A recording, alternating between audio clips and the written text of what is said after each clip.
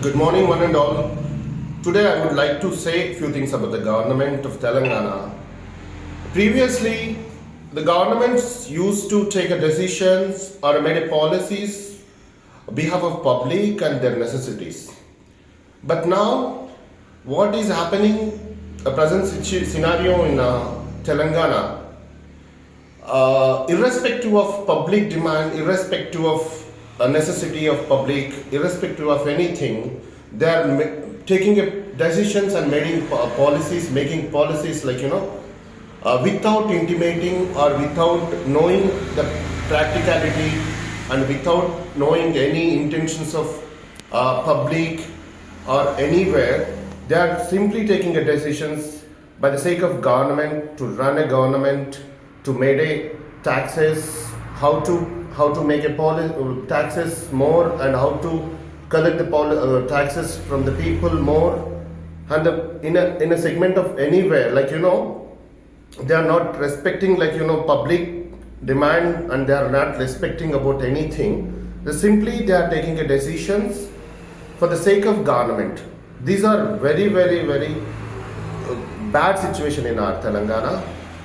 In that days, there are many illiterates and uneducateds are there.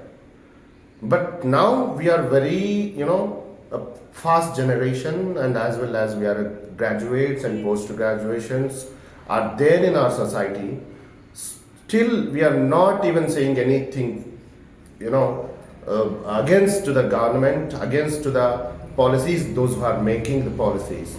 But what I mean to say, ఈ రోజు ఒక పాశ్చాత్య culture అయిన ఇంగ్లీష్ని కొన్ని సప్త సముద్రాలు దాటిపోయి ఉన్నటువంటి ఒక ఖండాంతరాలు దాటినటువంటి ఇంగ్లీష్ని కానీ, అక్కడ సంస్కృతిని కానీ, అక్కడ భాషని అర్థం చేసుకోగలుగుతున్నాం, మాట్లాడగలుగుతున్నాం అంటే మనకు చాలా చాలా చాలా ఆధునికత, అదేవిధంగా విద్య పట్ల విద్యని మనం నేర్చుకొని మనం ఎడ్యుకేటెడ్ అయి ఉన్నాం ఈ రోజుల్లో. ఒకానొక టైంలో 7:30 టైం వస్తే 7:30 గంటలకు వార్త వస్తుంది, ఒక హాఫ్ అన్ అవర్ వార్తలు వస్తాయి. ప్రపంచం మొత్తాన్ని అర్ధ గంటలోనే తెలుసుకునే ఒక టైం ఉండే, అది డిడి నేషనల్ ఛానల్లో మాత్రమే వస్తుండే. అటువంటి సమయం నుంచి ఫ్రాక్షన్ ఆఫ్ సెకండ్లోనే మనకు ఎక్కడ ప్రపంచంలో ఎక్కడ ఏ విషయం జరిగినా కూడా ఈరోజు ఇమీడియట్గా మన చేతిలో ఉన్నటువంటి మొబైల్ కానీ, మన దగ్గరలో ఉన్నటువంటి మాధ్యమాలు కానీ, ఎనీ ఎలక్ట్రానిక్ మాధ్యమం కానీ, ఇది కానీ మనకి ఇమీడియట్గా మనకు సమాచారాన్ని అందజేస్తున్నప్పటికీ మనం నోరు మెదపకుండా ఈరోజు మన గ్రామీణ ప్రాంతాలకు దగ్గర ఉన్నటువంటి మున్సిపాలిటీలను, కార్పొరేషన్లను అసలు ఇంకా పట్టణీకరణ ఆధునికత చెందకుండానే ఇంకా అక్కడక్కడ ఇల్లుండి చాలా ప్లేస్ ఖాళీగా ఉన్న ప్లేస్లను తీసుకెళ్ళి కేవలం ప్రభుత్వ నిధుల కోసం, ప్రభుత్వం నడపడానికి కోసం, ఈ ప్రభుత్వం నడపనిక చేత కాక కొత్తగా మనీ ఎట్లా జనరేట్ చేయాలనే ఒక విషయాన్ని కూడా వాళ్ళకి తెలియకుండా ఒక సీఎంగా ఈ అద్భుతం జరిగిపోయింది సీఎం జీవితంలో. అతను అనుకోకుండా కన్నడ కూడా అనుకోకుండా ఆయన సీఎం అవుతాడని, అట్లాంటి ఒక సిచ్యువేషన్లో ఆయన సీఎం అయ్యి ఈరోజు పబ్లిక్ని ఎంత నాశనం పట్టిస్తున్నాడు అంటే ఒక్కసారి మీరు అందరూ కూడా ఇవాళ మనం గ్రాడ్యుయేట్స్, పోస్ట్ గ్రాడ్యుయేట్స్ అయ్యి ఉండి కూడా మనం నోరు మెదపకుండా, మనం పక్క వాళ్ళని ఎడ్యుకేట్ చేయకుండా సైలెంట్గా ఉంటే నీ విద్య అంటే ఏంటి? విద్య అంటే విచక్షణని, వినయాన్ని, విలువలను, మంచి చెడుల మధ్య తేడాలను ఈ కనుగొనేది, అది నేర్చుకునేదే విద్య. అట్లాంటి విద్యావంతులైనటువంటి మనం అందరం కూడా ఈరోజు సైలెంట్గా ఉండి వాళ్ళు ఎలాంటి పాలసీస్ తీసుకున్నా నాకేంటి, నా ఇంటి దగ్గరకు వస్తే కదా నేను చేసేదేమన్నా, నాకు సంబంధం లేదు అనేటట్టుగా ఈరోజు ఉంటే ప్రభుత్వం ఇట్లాగే చాలా దుశ్చర్యలకు పాల్పడి మనని మరింతగా పీల్చుకు తినడానికి ట్యాక్సెస్ రూపంలో కానీ ఇంకే రకంగా పీల్చుకు తినడానికి సిద్ధమవుతుంది. కాబట్టి ఈ యొక్క ప్రాంతం అంతా గ్రామీణ ప్రాంతానికి దగ్గరలో ఉన్నది, ఇంకా పట్టణీకరణ కాలేదు. అట్లాంటి ప్రాంతాన్ని తీసుకెళ్లి జిహెచ్ఎంసీలో కలపడమే ఒక పొరపాటు అయితే, ఈ యొక్క పొరపాటుని కూడా ఒక సరి అయిన విధంగా చేసుకోకుండా, ఎటువంటి అవగాహన లేకుండా, మన ఒపీనియన్స్ తీసుకోకుండా, పబ్లిక్ ఒపీనియన్ కానీ, ఇంకొకరి ఒపీనియన్ కానీ, ఎవరి ఒపీనియన్ తీసుకోకుండా అమానుషంగా, నిర్దాక్షిణ్యంగా ఒక డెసిషన్ తీసుకొని మనం తీసుకువెళ్ళి జిహెచ్ఎంసీలో కలపడమే ఒక పాపం అయితే, దాన్ని ఇంకో రకంగా ఏంటంటే దాన్ని తీసుకుపోయి ఎంఐఎం తొత్తుల్లాగా మనందరిని తీసుకుపోయి ఇప్పుడు ఈ ఏరియాలో మొత్తం డెవలప్ అవుతుంది. దాదాపుగా ఇంకొక 4-5 ఏళ్ళు అయితే ఇది హైటెక్ సిటీ అంగులతోటి దిద్దుకునే ఒక ప్రాంతాన్ని తీసుకెళ్లి ఓల్డ్ సిటీ, ఎటువంటి అభివృద్ధి నోచుకోలేనటువంటి ఓల్డ్ సిటీ, ఒక డ్రైనేజ్ వ్యవస్థ బాగుండదు, ఏది బాగుండదు, అక్కడ ఒక ట్యాక్సెస్ కూడా చెల్లించినటువంటి ఓల్డ్ సిటీలో మనం తీసుకుపోయి కలుగుతుంది. విద్యావేత్తలు చదువుకున్న మనం అందరం ఏం చేస్తున్నాం అనేది ఒక్కసారిగా ఆలోచన చేయాల్సిందిగా ప్రతి ఒక్కరికి కూడా విన్నపిస్తున్నాను. ఏంటంటే ఖండాంతరాలు దాటినటువంటి ఇంగ్లీష్ని మనం నేర్చుకోగలుగుతున్నాం, మాట్లాడగలుగుతున్నాం, అర్థం చేసుకోగలుగుతున్నప్పుడు ఇక్కడే మన పక్కనే జరుగుతున్నటువంటి ఒక దుశ్చర్యలని మనం తెలుసుకొని విని చూసి కూడా మనం స్పందించకుండా, దానికి వ్యతిరేకత చెప్పకుండా మనం అట్లానే మౌనం పాటిస్తే తప్పు చేయడము కన్నా కూడా మౌనంగా ఉండడం పెద్ద తప్పుగా మారుతుంది. కాబట్టి దయచేసి ప్రతి ఒక్కరిని పార్టీలకు అతీతంగా, అదేవిధంగా మన కులాలకు అతీతంగా, మన మతాలకు అతీతంగా, మన అభివృద్ధి ఆటంకాన్ని నిరోధకం చేసే ఏ దుశ్చర్యనైనా మనం అడ్డుకొని ప్రతి ఒక్కరూ నిరసన తెలియజేసి ఈ యొక్క కార్యక్రమాన్ని మనం అడ్డుకొని మనం అది చేయాలని నేను ప్రతి ఒక్కరికి విన్నపిస్తున్నాను. అదే రకంగా ఈరోజు మనము బీజేపీ ఉండి ఏం చేస్తుంది అని కొంతమంది ప్రశ్నిస్తున్నారు. బీజేపీ ఉండి ఏం చేస్తుంది అంటే పోలీస్ స్టేషన్ నుండి ఈరోజు కోర్టులు ఉండి ఏం చేస్తున్నాయి అంటే అదే తప్పు చేస్తే మనం కఠిన చర్యలు తీసుకోబడతాయి మన పైన, మనకు అవి ఆల్రెడీ సెక్షన్స్ ఉన్నాయి మన పైన అని ఒక ఎట్లయితే బాధ్యతాయుతంగా మనం ప్రవర్తిస్తున్నామో తప్పులు చేయకుండా వాళ్ళు మళ్ళీ మన పైన యాక్షన్ తీసుకుంటారని సేమ్ బీజేపీ ఉంటే కూడా అరే మనం ఒక దుశ్చర్యకు పాల్పడితే లేదంటే మనం ఒక తప్పుడు ఆలోచనకు పాల్పడితే ఖచ్చితంగా ఖచ్చితంగా తగిన చర్యలు తీసుకోబడతాయి, మన పైన తగిన విధంగా శిక్షలు జరుగుతాయి మనకని ఒక విధంగా మనకు ఉంటాయి. అలా బీజేపీ నుండి ఏం చేస్తున్నానో వాళ్ళకు కొన్ని మాటలు నేను చెప్పాలనుకుంటున్నాను.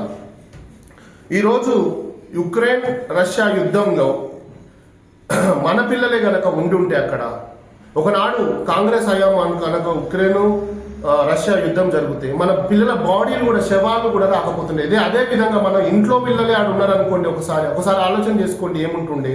ఈ రోజు అట్లాంటి యుద్ధాన్ని యుఎస్ ప్రెసిడెంట్ కూడా ఆపలేని యుద్ధాన్ని నరేంద్ర మోడీ మన కోసం కొన్ని గంటలు ఆపి మన ఇండియన్స్ ని సేఫ్ గా ప్రాణాలతో తీసుకొచ్చింది మన భారతీయ ప్రభుత్వం, అదే బీజేపీ ప్రభుత్వం. అట్లాగనే మన యుద్ధ నౌక పాకిస్తాన్ లో కొడితే అందులో ఉన్నటువంటి మన అనునిత్యం మన కోసమై నిరంతరం శ్రమించే యుద్ధంలో పోరాడేటువంటి సైనికుడు మనం అక్కడ పడిపోతే అతని ప్రాణాలతో తీసుకొచ్చిన ఘనత కూడా బీజేపీకే ఉంది.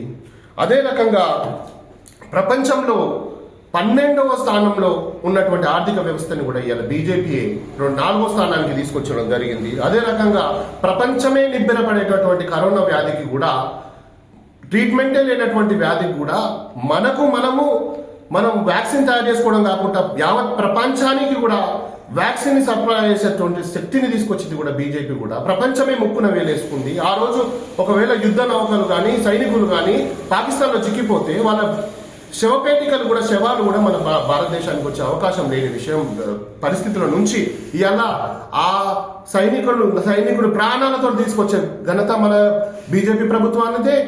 విద్యార్థులను యుక్రెయిన్ నుంచి యుద్ధం ఆపి మరి వాళ్ళని ప్రాణాలతో తీసుకొచ్చిన ఘనత కూడా బీజేపీ ప్రభుత్వందే. అదే రకంగా కరోనా వ్యాక్సిన్ ప్రపంచ దేశాలకు తయారు చేసేటంత టెక్నాలజీని కనుక్కొని మన ప్రపంచమే ముక్కున వేలేసుకునే పరిస్థితి తీసుకొచ్చింది కూడా బీజేపీ ప్రభుత్వమే. కాబట్టి బీజేపీని అడిగే ముందు మనం ఒక్కసారి మన పార్టీలు ఏం చేస్తున్నాయి, మన దగ్గర స్థానిక ప్రభుత్వాలు ఏం చేస్తున్నాయి అని కూడా ఆలోచన చేయాలి. అదే రకంగా నేను ఇంకేం చెప్తున్నా అంటే మన విద్యావేత్తలందరికీ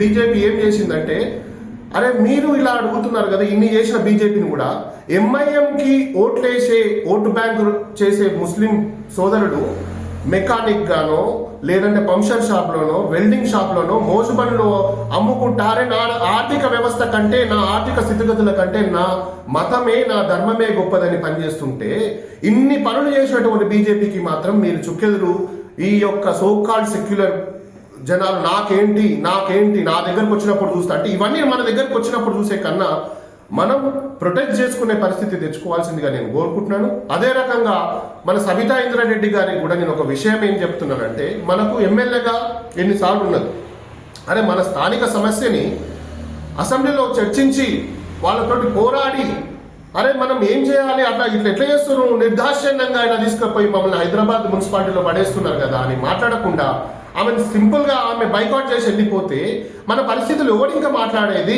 అటు బీజేపీ ప్రభుత్వం ఏదైనా బీజేపీ పార్టీ వాళ్ళు ఎవరైనా ధర్నాలు చేస్తే ఆ ధర్నాలు ఎందుకు చేస్తున్నారు, మేము ఉన్నాం కదా, అధికారంలో ఉన్నాం కదా, మేము చూసుకుంటామని. మరి ఏంటి, మరి నువ్వు చూసుకున్నది ఏంటి? అసెంబ్లీలో వచ్చిన సమయాన్ని కూడా వాడుకోకుండా నువ్వు సింపుల్గా బయటికి వెళ్ళిపోతే ఈరోజు మహేశ్వరం పబ్లిక్ యొక్క పరిస్థితి ఏంటి? మరి నగర్ చివరిలో ఉన్నటువంటి పబ్లిక్ల పరిస్థితి ఏంటి? ఇది ఒక్కసారి ఆలోచించండి మిత్రులారా. చదువుకోవడం విఘ్నతని మనకు చూపిస్తుంది కాబట్టి దయచేసి మనం అందరం చదువుకున్న వాళ్ళం ఈ యొక్క విషయాన్ని ప్రతి ఒక్కరు గమనించి దీన్ని ఖండించి ఈ యొక్క దుశ్చర్యని రిటర్న్ తీసుకునేలాగా ప్రతి ఒక్కరు నోళ్లు తెరవండి. ప్రతి ఒక్కరి యొక్క సమస్యని మనం జటిలం కాకముందే దీన్ని క్లియర్ చేసుకుందాం. దయచేసి ప్రతి ఒక్కరు రెస్పాండ్ కావాల్సిందిగా కోరుతున్నాను. జై శ్రీరామ్.